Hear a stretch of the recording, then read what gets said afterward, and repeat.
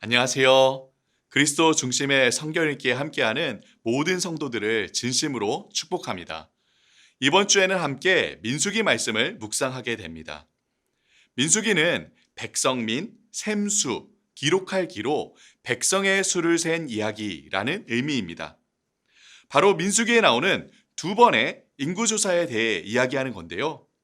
민수기 1장에서는 출애굽한 이스라엘 백성 1세대의 숫자를 세는 이야기가 나오고, 민수기 26장에서 다시 약속의 땅 가나안 앞에서 이스라엘 백성 2세대의 숫자를 세는 이야기가 나오죠.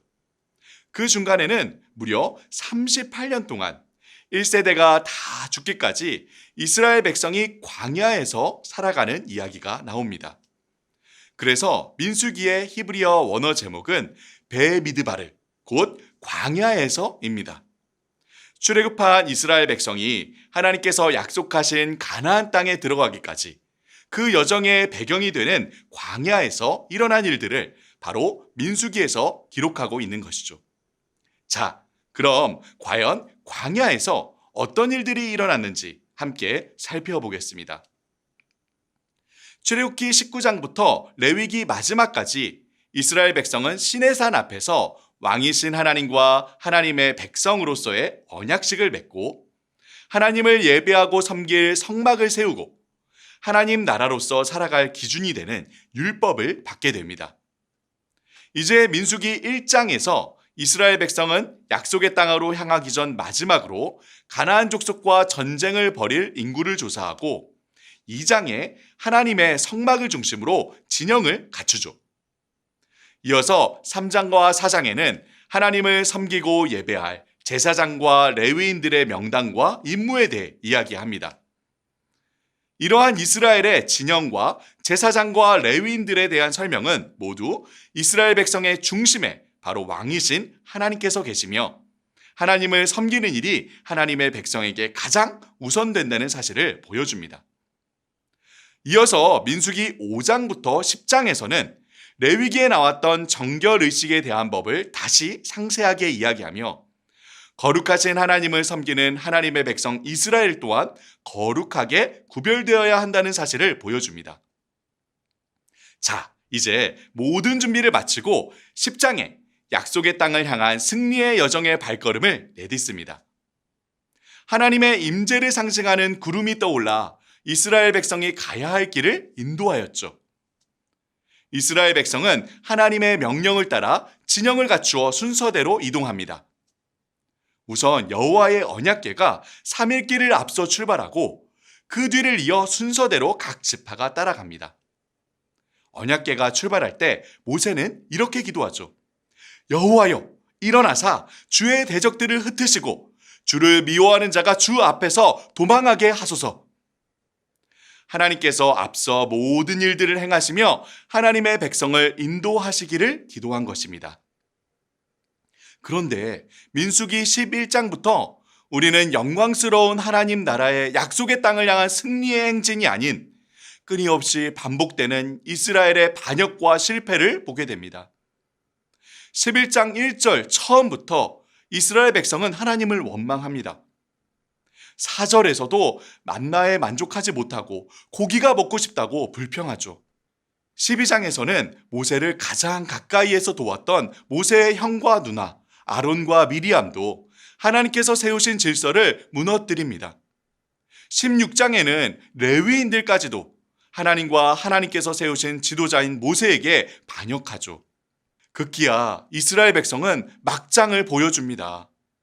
13장에 이스라엘 백성이 가나안 땅을 40일 동안 정탐하고 돌아오는데, 여호수아와 갈렙을 제외한 10명의 정탐꾼들이 한 목소리로 이야기합니다. 그 땅의 성읍은 크고 강하다. 가나안 족속들은 모두 거인이고 장사들이다. 우리는 그들 앞에 메뚜기같이 보잘것없다. 부정적인 이야기들을 늘어놓는 겁니다. 이 보고를 들은 온 이스라엘 백성도 14장에 결코 하지 말았어야 하는 그 말, 우리가 애굽 땅에서 죽었거나 이 광야에서 죽었으면 좋았을 것을 애굽으로 돌아가는 것이 낫지 아니하랴. 다시 종살이를 하던 애굽 땅으로 돌아가자 하는 것이죠. 이에 하나님께서는 이스라엘 백성을 심판하십니다.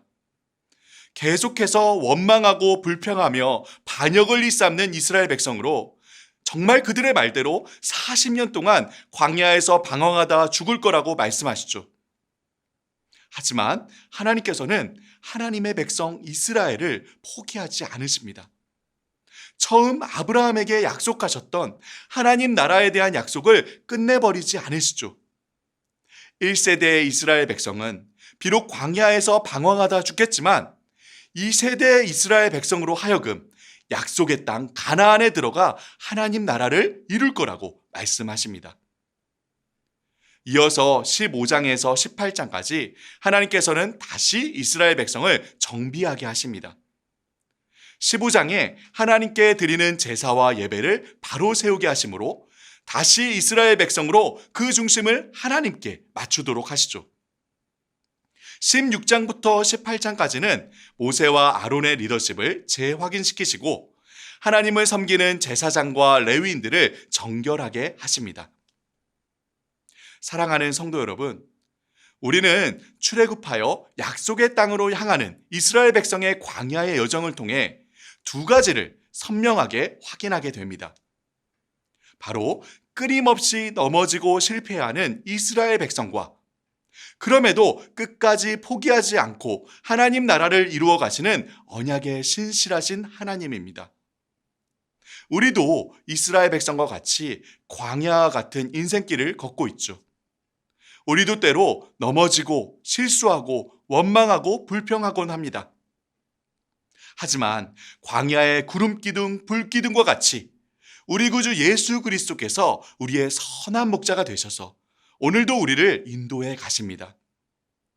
광야의 만나와 메추라기, 반석에서 솟아나는 물과 같이 예수 그리스도께서 우리의 생명의 떡이자 영원토록 솟아나는 생수의 강이 되셔서 우리를 돌보시죠.